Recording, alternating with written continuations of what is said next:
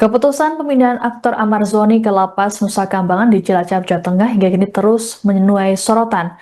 Pengacara Amar Zoni, John Matias, menilai bahwa tindakan tersebut berlebihan dan menyamakannya seperti teroris.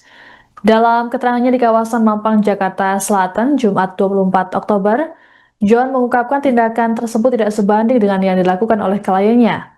Pasalnya, berdasarkan penjelasan dari Dirjen Pemasyarakatan Kementerian Imigrasi dan Pemasyarakatan Brigjen Pol Purnawirawan Marsudi, hanya ditemukan satu linting ganja dari tangan Amar.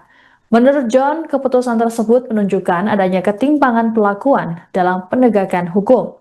John berujar pengiriman Amar ke Nusa Kambangan justru dapat mengganggu proses hukum yang tengah berjalan. Download Tribun X sekarang, menghadirkan lokal menjadi Indonesia.